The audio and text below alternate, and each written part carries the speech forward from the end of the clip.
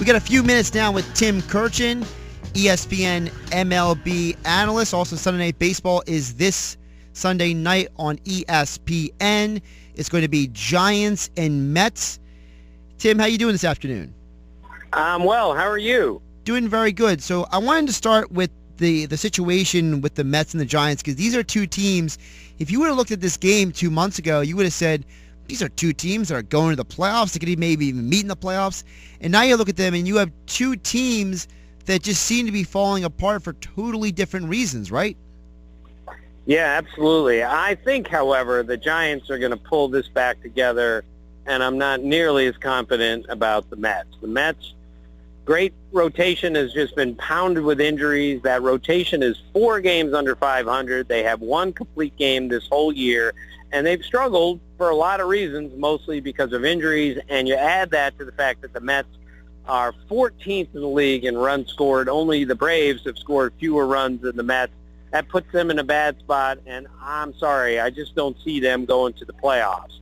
As for the Giants, their second half has been horrendous, as we know, but I think last night, I know one game can turn things. I think it turned the fortunes last night. They're 4 runs down to the Mets. They come back and beat Jacob deGrom. They hit him really hard, and he had really dominated them in previous starts. And they come back and win, and Bumgarner wins. It's another home run. They've been waiting all year for this team to hit. I think it finally happened last night, and I think they're on their way to either winning the division or winning a wild card. But I'm 100% certain the Giants are going to the playoffs.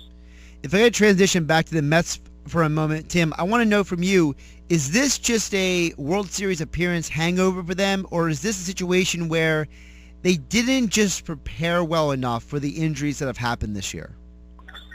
Well, I don't think that's it. I don't think you can prepare. Now, maybe they should have realized that David Wright's back was going to get him, and it did. But there was no explaining, Lucas Duda getting hurt. There was no reason to think that Matt Harvey would get hurt and be this seriously injured. And even Matz and Syndergaard have had some injury issues that they could not have seen coming. So I'm going to give the Mets a break on this. Now, should they have added a few other pieces? Should they have added a bigger bat in the offseason?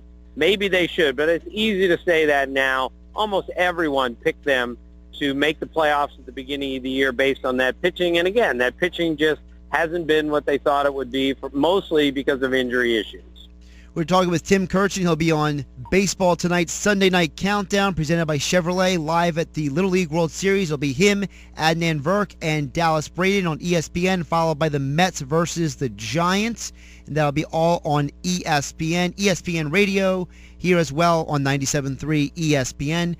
Tim, I want to transition over to a guy who is from our area, Mike Trout. I feel like this is a guy who, if he's not one of the best, he is the best player in baseball, talent-wise. this guy, I saw the home run he had the other night with 440 feet. That's like Bo Jackson power to center field. And I feel like I can't think of another player outside of maybe Andre Dawson and Ernie Banks who has been one of the best, if not the best player in baseball, but his teams just can't win any games. Well, it's a difficult spot, but let's not forget that the Angels almost made the playoffs last year. They made the playoffs with Trout on their team, so it's not like he's played for a team that's never been in contention. But you're right. They are in a difficult spot now, and not only are they way out of it this year, I think they're going to be way out of it for a couple more years, and that begs the question, what do you do with the best player in baseball? I'm not sure there's a debate here. They're not going to trade him. He's not going to walk in and say, get me out of here. He's going to play out his contract and then see where everything is. And when he does play out his contract, he's still going to be in the prime of his career. He's still going to get a historically high number out there as far as salary goes. And I think he has the patience to wait because the Angels have treated him well and he has treated them well. So it's going to be real interesting. But I just don't see a deal happening so Mike Trout can go play on a winning team. Is there any hope for the Angels to be able to turn this organization around the next couple of years?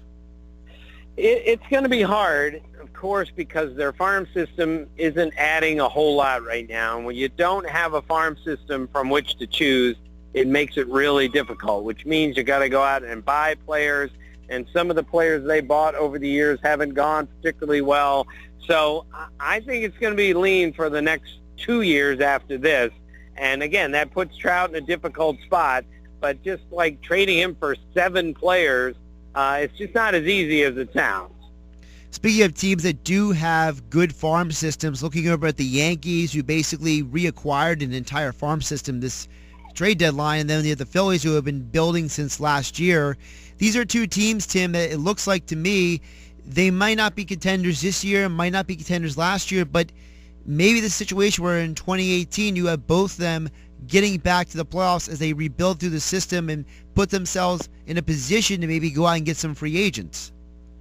Yeah, and that's a possibility. I really like the direction that the Phillies took this year with their young players, and even though some of them have fallen off a little bit, I think the future is bright there. I think all the deals they made to move along some of their veteran players who they couldn't use anymore are really going to come back and help them at some point. And I think even though they're not going to the playoffs this year, it's a really big step forward for the Phillies. Things are going to be good there. Probably by 2018, maybe not before then, but I think there's hope, and that's all teams really look for when you're not in contention.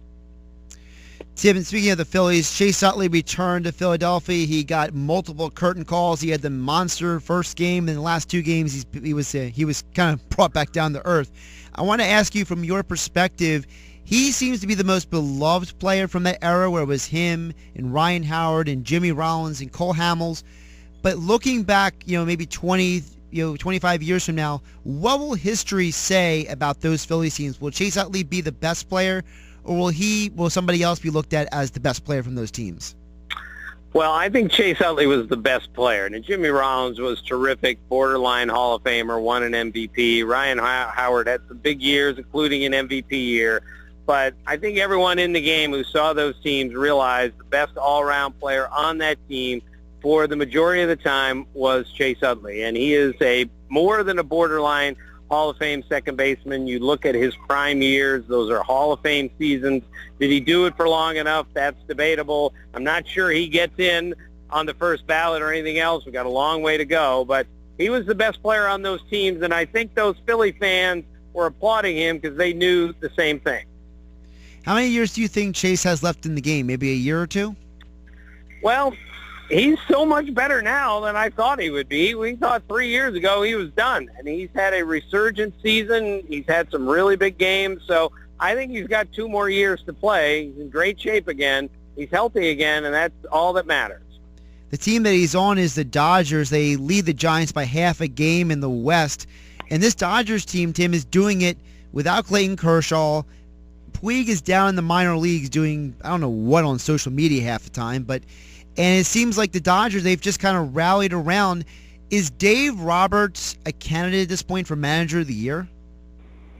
Yeah, he's done a great job with this team because of all the injuries they've had to their pitching staff, including to the best pitcher in baseball. And instead of folding up, they've actually gotten better. And they've done it with a really good offense. Justin Turner has 23 home runs. Corey Seager is going to win the Rookie of the Year, and he's going to get some MVP votes. And they've just found a way to mix and match with that lineup and score a ton of runs, as the Philly fans saw when the Dodgers came in. They're a very dynamic offensive team now, and to win and to get back in this thing without Kershaw is just amazing.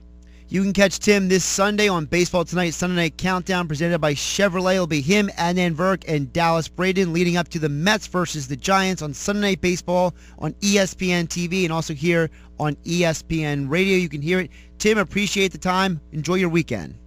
Thanks very much. See ya.